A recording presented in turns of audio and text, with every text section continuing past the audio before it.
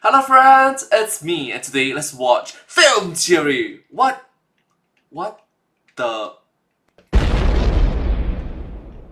Okay, Film Theory, WTF is Smilehood from the Film Theorist. Together, let's go. Let's start. Thank you. The creator of The Boiled One and the Oddity Compendium is back with a brand new analog horror video that picks up the earliest bits of lore he ever created. And this weird, terrifying new video has got me asking, what the heck is Smilehood? Hello Internet! Welcome to Film Theory, the show that's turning 10 years old this month. Yeah, really. On June... Yeah, hello Internet, welcome to Film Theory. Thank you, Film Theory. 2nd, 2015, Matt, Steph, and the rest of theorists launched this brand new channel, bringing our unique brand of overthinking to the film and television industry. I've actually been a part of this channel since the very beginning, believe it or not. I was both a writer and editor for Theorist in these early days of film theory, and worked on multiple videos in and around the launch. In fact, Matt first told me about film theory when I first joined the team, back when the idea of a channel dedicated to theories about movies was really novel. Man, how times have changed. Anyway, we have something really cool planned to celebrate the 10th anniversary of Film Theory later in the year that we just couldn't quite get done in time for June, but I wanted to call it out all throughout the month. A lot of awesome people have poured their blood, sweat, heart, and tears into Film Theory, and it's just such an honor to be a part of it. And one of the big things Film Theory has always covered is independent analog horror, and today is no different, loyal theorists, as we dive into Smilehood, the latest project from Dr. Nowhere. If you don't know, Dr. Nowhere is a man named Silas Orion, one of the incredible newer analog horror creators here on YouTube, though he has a years-long and very impressive catalog of work over on other platforms like Instagram. I gotta say, I just love his art style. It strikes that right balance of familiar, surreal, and uncanny that just hits perfect for unsettling horror. Silas exploded onto the YouTube scene last year with a video called The Boiled One, which he followed up with the Oddity Compendium. We actually did theories about both of those last year, go check them out, and I've been itching to jump back into more of Silas's work. Really, I was just waiting for the right time. And oh boy, has the right time ever arrived. Bursting into the room like a frickin' jump scare, my guys. Just a few weeks ago, Silas released Smilehood Conception, a brand new video that's, well, okay, this one's weird. There's a lot of very surreal imagery and atmospheric music, but most importantly, it features the return of the Locust, a monstrous entity that first appeared in Silas's earliest videos here on YouTube. Yeah, just absolutely creepy stuff, right? I'm gonna be upfront with you here, loyal theorists. We don't have all the answers for this one yet. We are truly getting in on the ground floor of this new story, and I want to solve it with you. I want us to go through each of these videos in this series so far together, look at all of the clues and symbolism we can find, and try to figure out what the heck is going on here in Smilehood. And just from the pieces I've been able to put together so far, this is a tragic story of loss, resulting in a monster that eats you from your very phone and computer screens. All right, let's work together, loyal theorists, and dive into the mystery of the Locust and Smilehood. So, as always, let's run through the videos to start with so we're all on the same page about what's going on and break down what we can along the way. The first video in the series is actually the very first one that Dr. Nowhere uploaded to his channel, Concept Toe 1. Honestly, this one is pretty straightforward. We see some entity in a room with beige wallpaper. It's giving like desaturated back rooms, and I love it. The entity, which has been dubbed the Locust, is looking straight at us through the screen, and it's slapping the glass. Yeah, there's a creepy blackened human hand repeatedly slamming the glass, cracking it, but the video cuts off just before it's completely shattered. And honestly, just really quick before we keep going, I have to say, I love the way Silas has mixed mediums here. The unsettling art he made combined with the almost rotoscoped human hand is really cool and just really accomplishes the horror feel. The second video, Concept Toe 2, has a bit more meat when it comes to the actual events happening on screen. Here we open on someone filming either a window or a screen or something like that, and on the other side is the Locust, who keeps saying hello. Incredibly creepy. The person filming says hello back, but doesn't really get a reaction. Eventually, and understandably, he asks the Locust to just go away, but is also like the chillest man ever about it. Please go away. Like, I don't know about you, but I just have like a little bit more away. urgency in my voice there, but you know, whatever. Anyway, the locust eventually starts slapping against the glass of the monitor or window or whatever, scaring the person filming. The glass shatters and the locust enters the room. It chases the person filming to a closet where he hides, but the locust finds him and eventually charges him. The narrator almost certainly dies here. Finally, we end on a broken screen with text reading, "The body appeared untouched." Then we have the third video, unsurprisingly named Concept Toe 3. Here we open on what looks like old photographs of some strange room and art made by kids. It's very vintage, very Instagram circa 2012. And just to note, this looks like the same wallpaper we saw in the background of the locust in the first video. We're told to get up, to rise and shine, and that good children are up bright and early. Good children do play pretend, but do not play with their food until it's all gone. All throughout this part of the video, we see images of the locust interspersed with everything else that we see, as well as a heart dangling inside of the same room with the locust. The video then suddenly cuts to an old school AIM-esque chat log between the point of view character and someone named Dominic9999. However, Dominic is acting strangely. Dominic has been more distant lately, and his typing has become very choppy and weird, and our POV character has been seriously worried because of it. Despite it being 1 a.m., Dominic asks for a video chat, which the POV reluctantly agrees to. However, when he answers the call, it's not Dominic, it's the locust. Clearly, the locust has taken over Dominic somehow, and now he's come for this POV character too. The screen cuts out, and we again see the same beating heart. As captions read, none of it makes any sense. Everything inside was gone. So, okay, let's take a step back here and go over everything that's happened and what we can figure out from it, because once we get into Smilehood, things get way weirder. First off, somehow the Alright, can we just agree that this entire episode from the film theorist is just a huge question mark? What? locust is moving from place to place through computer screens. When I first watched Toe 2, I wasn't sure if this was supposed to be a monitor or like a window or something else, but after Toe 3, this is absolutely a computer screen, and this is actually further confirmed in the Instagram version of Toe 1. Here, the caption reads, "Thing that is trapped behind a screen that will eat your organs if it breaks out." So, makes sense, and that's why he's slapping against the glass. The second part of that caption also explains why the locust is even doing this, going from place to place and killing these people. And also, the captions in the videos suddenly make a lot more sense, right? Quote, "The body appeared untouched, and everything inside was gone?" Clearly, though the exterior of these bodies remains somewhat intact, the locust is harvesting their inner organs. I also wouldn't be surprised if the hand we saw in the first video, though the one that was like strangely human looking, yeah, I wouldn't be surprised if that was literally an arm that the locust stole. But why? Why is the locust going from place to place, screen to screen, taking these organs? Simple.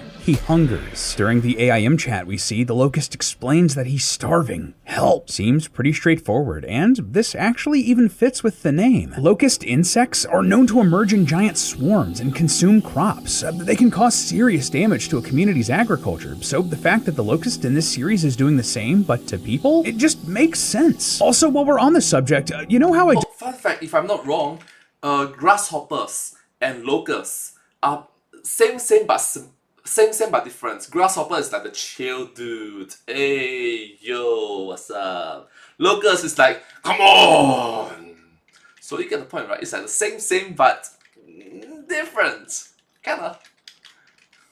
just said that the locust said that he was starving. Help? Well, that was actually the old name of the original video, Toe 1. Yeah, actually, the names for all three of these videos have since changed. Originally, back when I was first looking into them, doing research for the boiled one, Toe 1, 2, and 3 were called Starving.Help, Love.Thumper, and Making.Friends, respectively. Silas has since gone back and renamed them to the consistent Toe 1, 2, 3 naming scheme, and I'm not sure we can call any of that old information canon anymore. But it is worth noting regardless. And one more thing to note before we move on here, but a detail that you might have missed. These videos are being watched by someone, and I don't mean us, the viewer on YouTube. In both Toe 2 and Toe 3, there are moments where we see an old school volume bar on the screen, as if someone is turning up or down the volume. Someone watching these tapes back. But who? Well, in the description of each of these videos, it says, courtesy of the Organet Enterprise, TOE. E. Get it? Toe? The Organid Enterprise is clearly some sort of organization collecting information about the Locust, and perhaps other similar entities and anomalies. There isn't a ton of proof of this yet, but I wouldn't be surprised if this was an organization similar to the SCP Foundation or the Ephrata branch from the Boiled One video. So, okay, how does any of this connect to the new video, Smilehood? Well, let's dive into it, loyal theorists, because this one is strange. Smilehood is way more non-linear and experimental than the other Toe videos, so we're going to be jumping around here a little bit to group up a lot of what it shows just to get more context for things. We start out with what looks like an old school television set flashing. In the static, we can see things like the Locust in its room, but maybe more interestingly, I might be seeing things here, but I think you can see a face in the reflection of the TV here. It might just be some artifacting or something else weird going on, but given the fact that we've established that something is watching these other tapes, I wanted to point it out. Here, you can see it a little bit more clearly if you lower the contrast and up the brightness, but anyway, moving on. Suddenly, the TV switches to a weird slideshow of several buildings. Some look like apartment complexes, others like other residential buildings, but one of them has a sign reading Smilehood Institute for Exceptional Children. Now, that name might look familiar to you, partially because it's the title of the video, but also because we've seen it before. In Toe 3, there was an ad for something called Smilehood embedded into the old school AIM chat service. This one looked way more like some sort of toy, or at least something that came inside of a box instead of an institute though. I wonder if Smilehood in this world is some sort of multi-conglomerate brand. Like, you know how in our world that Disney has their brand of movies and toys and hotels and parks and the like?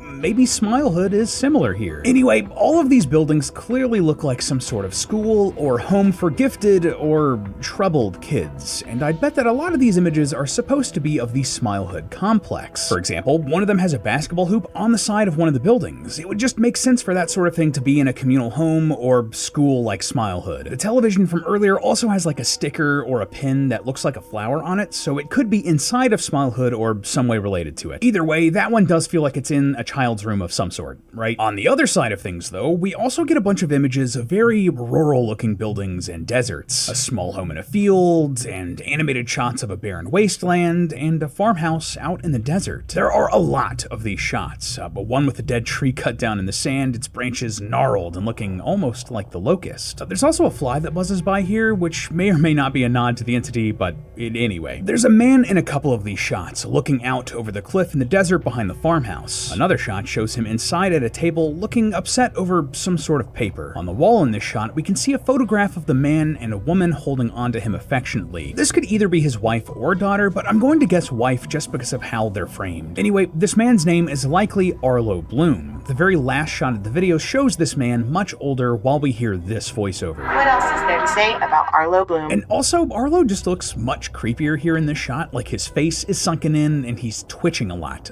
Something ain't right with this man. Intercut with all of these shots are several images and clips of the Locust entity, still trapped in his room next to the giant beating heart. In some instances, he's calling out hello over and over.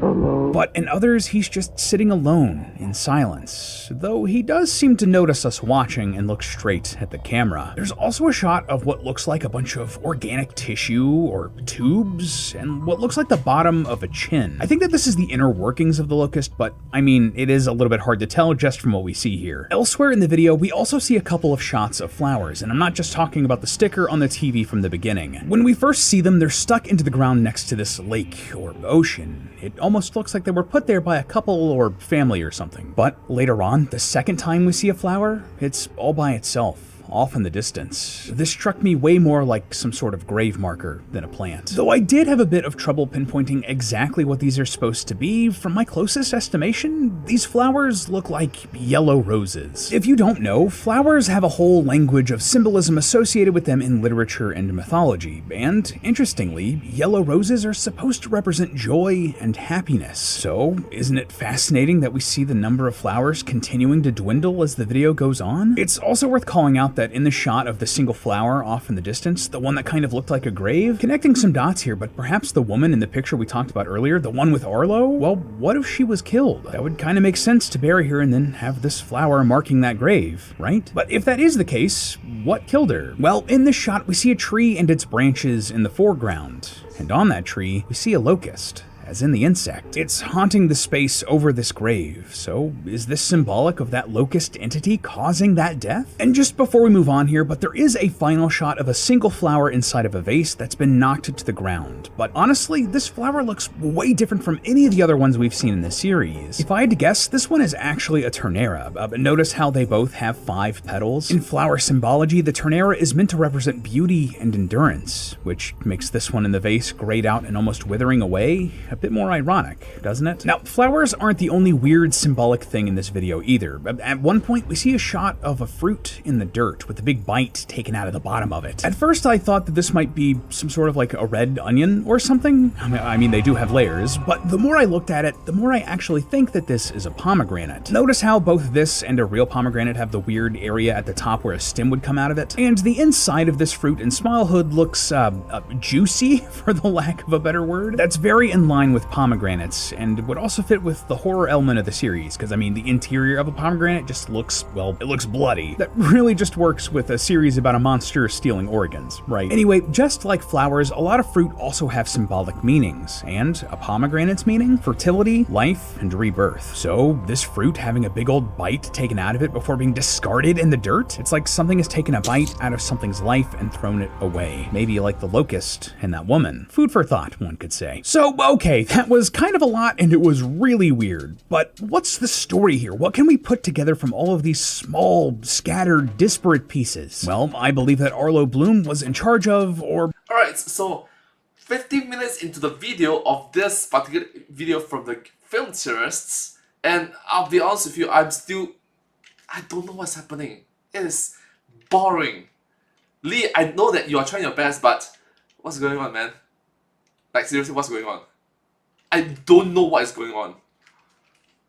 some employee of the Smilehood Institute. He had a loving wife, someone important in his life that brought him a lot of joy, just like we see symbolized with the yellow roses. The locust, however, may have been some sort of child at the Smilehood Institute, someone twisted and mutated into this monstrosity. How that happened, I can't say, but at the very least, I can say that he is a kid, and there's a ton of evidence for that. First off, throughout the videos, we see several shots of a toy inside of the locust's room. This is one of those activity cubes which has different functions on each side to keep a young child's attention. At least here in the States, I remember these things popping up at the dentist or doctor's offices in the lobby to keep toddlers occupied, so it would make sense for somewhere like Smilehood to have these toys, and therefore that the locust would also have one if he's a kid at the Institute. Secondly, remember how I said that the titles and descriptions for all of these videos with the locust changed? Well, originally the description for Making.Friends read, "It's a kid in there, presumably talking about the locust." This would also explain why he wants to make friends, his childish way of speaking, how he's constantly craving attention and calling out hello. It all just makes sense as something a lost kid would do. And I might even go out on a limb here and say that the locust is Arlo Bloom's very own child. In that same shot where we see the photo of Arlo and his wife, we also see one of a male figure playing an instrument that kind of looks like a horn or a saxophone or something. That could be Arlo himself playing the instrument, but this really reminded me of the sort of photos you would have of your child while they're in a school band or something like that. But the thing that really cements this connection between Arlo and the locust for me, why I think that they're connected, perhaps even father and child, in the shot where we see Arlo looking out over the desert, take a listen to the sounds of nature in the background. Do you hear that sort of insect chirping? That is a locust, like the real world bug. But here, compare it to this. At the very least, Silas is drawing a direct connection between Arlo and the locust here, and like I said in my analysis of the actual video, that connection is almost certainly the loss of Arlo's wife, perhaps at the hands of the locust itself. This would explain the symbolism we see with the flowers and the pomegranate. This child of Arlo and his wife, represented by rebirth in the pomegranate, has killed his wife, thus taking away Arlo's joy. And now, Arlo's basically lost his sanity because of it. Silas draws a lot of symbolism in his videos from darker human emotions like fear and guilt, like we see in videos like The Boiled One and Boy in the Bath. That's probably Which is kind of ironic. I'm not sure if you noticed this, but locusts don't tend to kill humans. They eat the crops, which thus makes humans starve. That's why... Okay, so locusts do not directly kill humans. Locusts eat away the food, and humans have to fight against each other in order not to starve. So it's more towards indirectly killing humans. But there's not direct killing. Locusts can't kill human. It's only indirectly kill. You get the point. Playing a role here in this story too, with the locust representing that sort of grief of losing a loved one. Again, there's a lot here that I don't think we can quite put together yet, or at least I couldn't. Like, there are a few pieces I noticed that I don't know where they quite go yet. For example, there are a few other breadcrumbs with the locust on Silas's Instagram page that I didn't include here because I wasn't sure just how canon they were. And in tow too, after the volume on the tape is turned down all the way, we hear a heartbeat. That tells me that whoever was watching this video back was terrified of the locust, which, I mean, fair, he's scary. But there's also a giant heart next to the locust in his room, and that seems like more than a coincidence to me, even if I can't quite make the connection. Like, is that implying that the locust is the one watching the videos of his own murders? Is he the face that I caught a glimpse of in the reflection of that TV? I'm just not quite sure yet, and I would love to hear your thoughts in the comments if you're able to connect some of these dots that I'm just not seeing. Either way, I know that Silas has just packed so much into the story, and I just cannot wait to see where he goes with it next. But until then, remember that it's all just a theory. A film theory. And thanks for 10 years, guys. Up next on Film Theory. The Boiled One was just the beginning. Its creator, Dr. Nowhere, just uploaded a new video, and in it he exposes us to new monstrous beings. Well, thank you so much for 10 years. Thank you so much for the film theorists. Thank you so much, Lee. Thank you so much, Brad Pitt. Thank you. But I have to say this particular episode from the film theorists is super puzzling, super confusing. What the effing... Okay, to be fair, now I get what your title means. WTF is Smilehood. Ah! I get it. Because you also don't know. Alright, thank you so much. Hope you guys enjoyed. But hey, that's just a theory. A film theory! Thanks for 10 years. Thank you for 10 years. And cut! Bye bye, subscribe. Thank you.